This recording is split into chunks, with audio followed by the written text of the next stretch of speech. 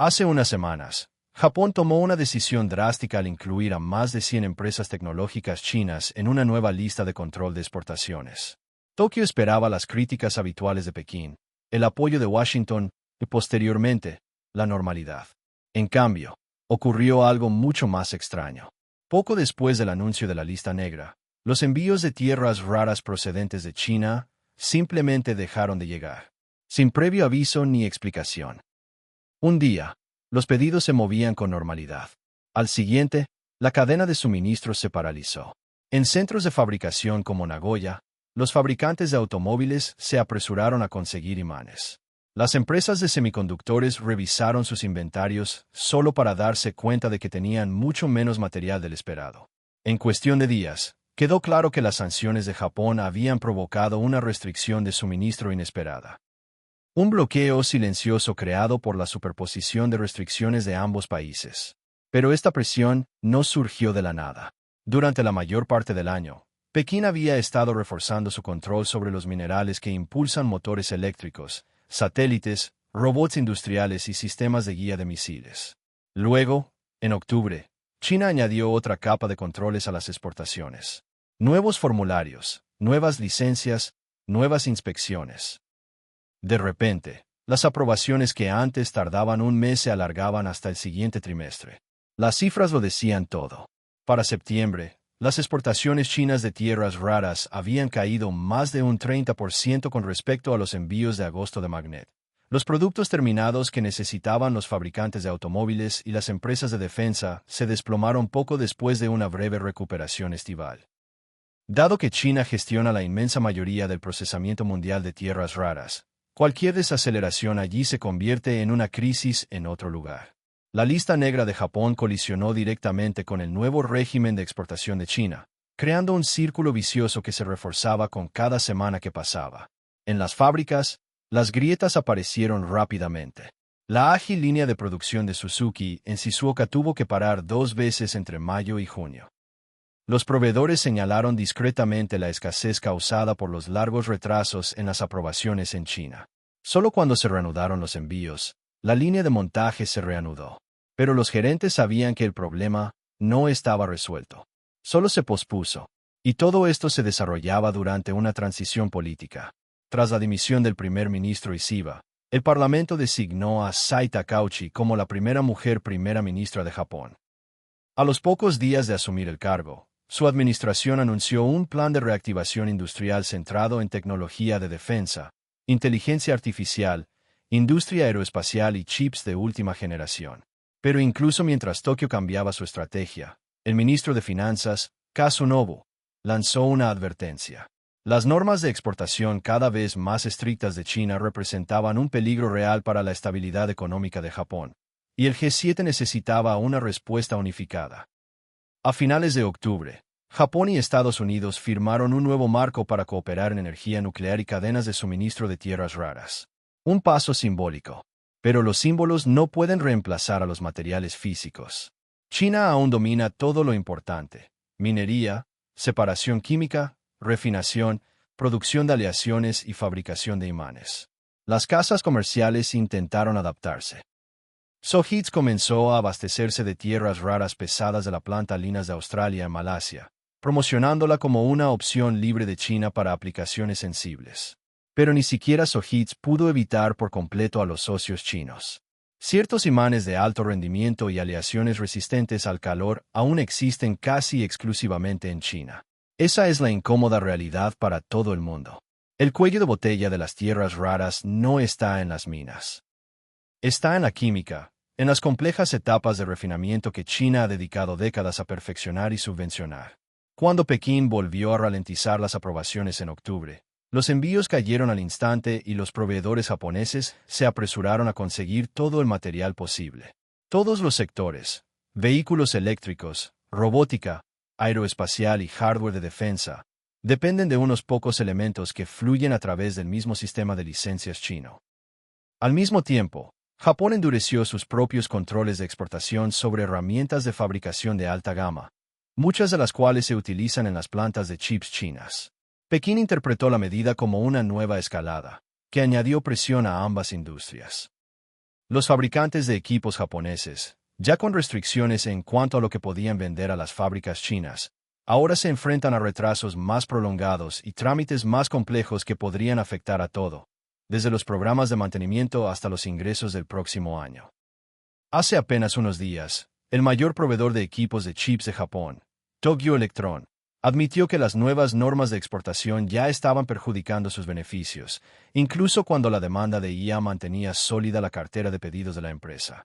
Para China, la herramienta más poderosa en 2025 no eran los aranceles. Eran el papeleo, las licencias, las inspecciones y las aprobaciones. El Ministerio de Comercio introdujo normas más estrictas en primavera, y las exportaciones de imanes cayeron a niveles no vistos desde los confinamientos por la COVID-19. Un deshielo temporal en las relaciones entre Estados Unidos y China durante el verano ayudó a aliviar algunas restricciones. Pero los cambios normativos de octubre reavivaron la presión. Los analistas notaron algo nuevo esta vez. Los controles actualizados no solo se aplicaron a las empresas chinas. También afectaron a los fabricantes extranjeros que utilizaban materiales o maquinaria china, lo que otorgó a Pekín una profunda influencia en las cadenas de suministro globales. Esto afecta a todas partes, desde las fábricas de vehículos eléctricos de Aichi hasta los clústeres aeroespaciales de Ishikawa. China controla ahora cerca del 70% de la minería de tierras raras, alrededor del 85% del refinado y aproximadamente el 90% de la producción de imanes.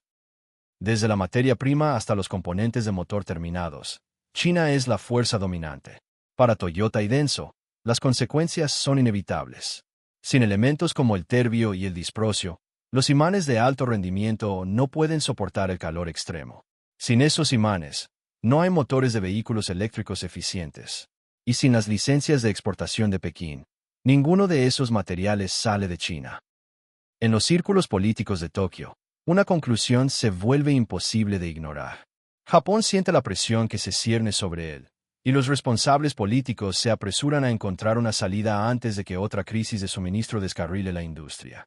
Entender por qué hay que mirar más allá de los titulares y observar la silenciosa contienda estratégica que se desarrolla entre Japón, China y las tierras raras que impulsan la tecnología moderna. Tokio lleva años intentando construir una red de seguridad para sus minerales críticos. La financiación ha aumentado drásticamente en nuevas alianzas mineras. Gigantes del comercio respaldan proyectos en el extranjero, y los ministerios están implementando sistemas de reciclaje para recuperar metales valiosos de los aparatos electrónicos desechados. En teoría, esto parece un avance hacia la independencia, pero la realidad es mucho menos tranquilizadora. Uno de los pocos proveedores fuera de China, India, restringió inesperadamente las exportaciones de tierras raras en junio. Las autoridades lo presentaron como una medida de seguridad nacional, pero el impacto fue inmediato. Japón perdió una valiosa fuente alternativa, y esto expone su verdadero problema. Incluso cuando las materias primas se originan en otro lugar, muchos de los pasos de refinamiento más importantes se realizan dentro de China. Esas etapas de extracción y separación siguen siendo los cuellos de botella, y Pekín las controla. Mientras esto sea cierto, cualquier intento japonés de diversificarse conlleva una dependencia inevitable de la autorización china. China no ha dudado en usar esa influencia. Las aprobaciones de exportación se flexibilizan y endurecen con una sincronización sospechosa, generalmente en momentos diplomáticos delicados. Cuando Washington alcanzó un pequeño acuerdo de licencias con Pekín, los funcionarios europeos se apresuraron de inmediato a negociar términos similares. Incluso las principales economías se ven dependientes de la burocracia china. Dentro de Japón, la ansiedad es cada vez más visible. Según informes, China ha presionado a Tokio para que deje de incluir empresas chinas en sus listas de control de exportaciones. Japón insiste en que las normas están vinculadas únicamente a la seguridad nacional y a los riesgos relacionados con las armas, no a la geopolítica. Pero la comunidad empresarial no está convencida de que la situación sea estable. Fabricantes de todo el país, fabricantes de automóviles, líderes en robótica y empresas de electrónica están tratando los inventarios de imanes con la misma seriedad que dieron a los chips semiconductores durante la crisis de 2021. Las vulnerabilidades no son hipotéticas. Un solo componente de motor obligó a Suzuki a detener temporalmente la producción a principios de este año, lo que revela cuán escasa es realmente la reserva de suministro. La raíz del problema permanece inalterada. China sigue siendo responsable de refinar más del 90% de las tierras raras del mundo y producir casi todos los imanes de alto rendimiento. Cuando las autoridades chinas ralentizan el proceso de aprobación, las fábricas japonesas sienten la desaceleración casi al instante. Esto ha obligado a Tokio a adoptar una estrategia de dos vías. Está invirtiendo con Estados Unidos para construir nuevas rutas de suministro fuera de China. Casas comerciales como Sohitz están importando materiales de tierras raras de Linas, Australia. Sin embargo, al mismo tiempo, Japón sigue coordinándose discretamente con Pekín porque algunos materiales especializados simplemente no se pueden obtener en otro lugar. Todavía no. A principios de otoño, los informes desde dentro de China dejaron claro que la adquisición de nuevas licencias de exportación se había vuelto significativamente más difícil. Pronto siguió una nueva ronda de endurecimiento regulatorio. Estos cambios se produjeron justo cuando el sector de tecnología avanzada de Japón, especialmente empresas como Tokyo Electron, se vieron arrastrados en direcciones opuestas. La creciente demanda mundial de chips relacionados con la IA se compara con el endurecimiento de las normas para la exportación de tecnología japonesa a China. Cada decisión parece como cruzar un puente en movimiento. A pesar de las inversiones en diplomacia, los fundamentos no han cambiado. El dominio de China en el procesamiento de tierras raras le otorga una influencia decisiva sobre las cadenas de suministro globales. Por eso, Estados Unidos y Japón invierten miles de millones en diversificación y Europa sigue impulsando acuerdos de acceso garantizado. Todos quieren reducir la dependencia, pero por ahora, China sigue siendo el guardián. A principios de noviembre, la recién nombrada primera ministra japonesa, Takaichi, convirtió la seguridad de la cadena de suministro en su primera gran iniciativa. Ordenó la creación de una sede de estrategia económica para trazar planes a largo plazo para semiconductores, industrias de defensa y materiales avanzados. Se ha instruido a los ministros para que preparen hojas de ruta de desarrollo detalladas para cada sector industrial crítico. Pero nada de esto cambia la realidad inmediata. Las medidas de seguridad nacional de Japón y sus necesidades industriales van en direcciones opuestas. Para protegerse, Japón está ampliando los controles de exportación. Para mantener el funcionamiento de su economía, sigue necesitando materiales refinados en China. Mientras tanto, Pekín sigue utilizando las tierras raras como una válvula de escape estratégica, recordando al mundo que la transición hacia la energía limpia y la electrónica de alto rendimiento aún se mueve en su maquinaria industrial. Tras analizarlo todo, la dinámica de poder se reduce a una pregunta muy simple. Cuando una fábrica japonesa necesita un imán de alta resistencia fabricado con materiales que pasan por plantas de procesamiento chinas, ¿quién decide si se permite la salida de ese cargamento? Esa firma, más que cualquier discurso, política o alianza, es donde reside la verdadera autoridad.